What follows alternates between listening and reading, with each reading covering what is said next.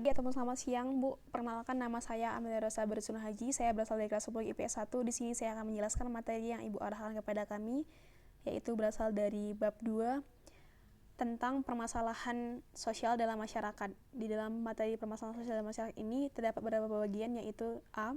Permasalahan sosial di masyarakat, B. Partikularisme kelompok dan dilema pembentukan kepentingan publik, C. Berbagai jenis permasalahan sosial di ranah publik, D. Dampak permasalahan sosial terhadap kehidupan publik, dan yang terakhir yaitu E. Pemecahan masalah sosial untuk mencari kehidupan publik yang lebih baik. Di sini saya akan lebih fokus terhadap kepada bagian B, yaitu partikularisme kelompok dan dilema pembentukan publik dan dilema pembentukan kepentingan publik. Walaupun sebelumnya sudah dijelaskan oleh Ibu bagian A, yaitu tentang permasalahan sosial di masyarakat. Di sini saya akan membahas sedikit bagian dari permasalahan sosial di masyarakat. Faktor-faktor penyebab permasalahan sosial itu ada 4, yaitu yang pertama faktor ekonomi. Faktor ini berkaitan dengan ketidakmampuan anggota masyarakat dalam memenuhi kebutuhan pokok mereka, sehingga mengakibatkan terjadinya kesenjangan sosial. Di sini biasanya pemerintahlah yang biasanya dianggap bertanggung jawab karena gagal dalam menyediakan lapangan pekerjaan yang cukup. Contohnya itu kemiskinan dan pengangguran. Yang kedua itu faktor biologis. Faktor biologis ini disebabkan oleh ketidaksesuaiannya kondisi lingkungan yang ada, seperti kurangnya fasilitas kesehatan, pendidikan, dan yang lainnya. Di sini kita bisa melihat kurangnya kesigapan atau persiapan dalam menghadapi wabah corona yang kita alami sekarang ini. Yang ketiga yaitu ada faktor psikologis. Faktor psikologis ini berhubungan dengan pola pikir masyarakat terhadap suatu tatanan kehidupan masyarakat. Ini bisa contohnya itu seperti adanya perbedaan ataupun perbedaan argumen ataupun sudut pandang masyarakat tentang suatu hal. Biasanya ini berkaitan dengan agama yang ada di tengah-tengah masyarakat. Yang keempat yaitu faktor sosial dan kebudayaan. Faktor ini disebabkan oleh adanya ketidaksesuaian pelaksanaan nilai-nilai atau norma dalam masyarakat, sehingga menimbulkan perbedaan yang mendalam dengan apa yang terjadi ataupun berlangsung dengan realita yang ada. Dalam menentukan masalah sosial, di sini ada 5 kriteria, yaitu yang pertama ada kriteria umum, yang kedua ada pihak yang menetapkan masalah sosial, yang ketiga sumber masalah sosial, dan yang keempat masalah sosial nyata dan laten, dan yang terakhir yaitu perhatian masyarakat. Kita mulai yang pertama, yaitu kriteria umum. Kriteria umum ini, masalah bisa terjadi karena adanya perbedaan antara nilai yang dianut masyarakat dengan kondisi di kehidupan nyata. Ini artinya adanya ketidakcocokan antara persepsi masyarakat tentang apa yang seharusnya terjadi dengan kenyataan sebenarnya. Biasanya kriteria umum ini juga tidak bisa dipukul rata karena akan bergantung kepada nilai-nilai yang dianut masyarakat setempat. Seperti contohnya, di kebanyakan daerah di Indonesia ini memakai bikini di pantai masih dianggap sebagai hal yang kurang sopan, tetapi tidak demikian di Eropa ataupun Amerika Serikat. Yang kedua yaitu pihak yang menetapkan masalah sosial.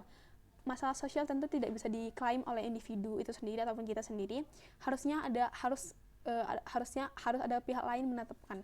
Contohnya itu pihak-pihak tersebut adalah pemerintah, tokoh masyarakat, maupun organisasi sosial yang punya pengaruh besar di dalam lingkungan itu. Yang ketiga ada sumber masalah sosial. Di dalam sumber masalah sosial ini ada berbagai macam sumber. Selain muncul dari kondisi dan proses sosial, juga dapat berasal dari bencana alam. Dampak banjir misalnya, bisa saja korban-korbannya menjadi miskin karena segala harta bendanya hanyut terseret banjir. Nah, kemiskinan inilah yang merupakan masalah, bukan banjirnya. Yang keempat ada masalah sosial nyata dan laten. Masalah sosial nyata timbul karena ada tindakan yang melenceng dari norma dan nilai yang berlaku di masyarakat, dan masyarakat merasa yakin dapat mengatasinya. Di sisi lain, masalah sosial laten adalah ketika masyarakat tidak berdaya untuk mengatasinya, seperti korupsi. Yang terakhir ada perhatian masyarakat. Kriteria yang ini sangat penting karena tidak semua masalah sosial akan menjadi perhatian masyarakat. Sebaliknya, tidak semua perhatian sosial merupakan masalah sosial. Misalnya, jatuhnya pengendara sepeda motor akan menarik perhatian masyarakat, tetapi hal itu bukan masalah sosial. Sekian bagian dari A, kita masuk dalam bagian B, yaitu partikularisme kelompok dan dilema pembentukan kepentingan publik. Yang pertama itu ada partikularisme dan universalisme. Partikularisme adalah merupakan sistem yang mengutamakan kepentingan pribadi di atas kepentingan umum. Selain itu, dapat juga disebut dengan perspektif budaya yang berorientase kontingensi dan menggunakan berbagai standar evaluatif yang didasarkan pada hubungan dan situasi.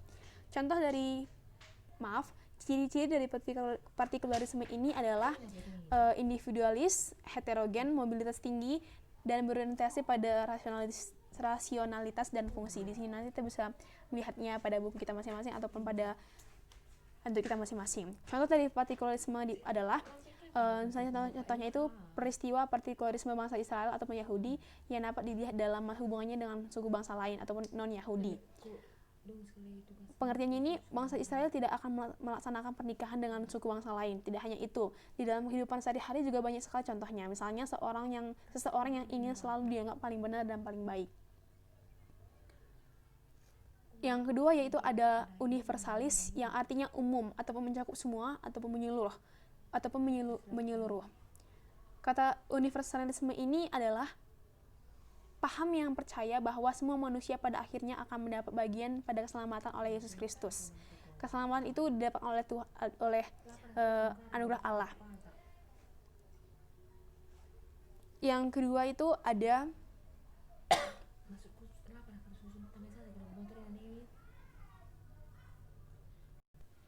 ada partikularisme dan kepentingan publik.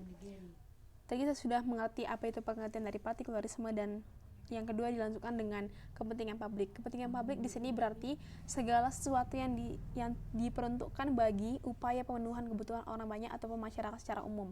Kepentingan publik ini bersifat dominan. Contohnya, di Indonesia terdapat suku bangsa dan bahasa yang sangat beragam.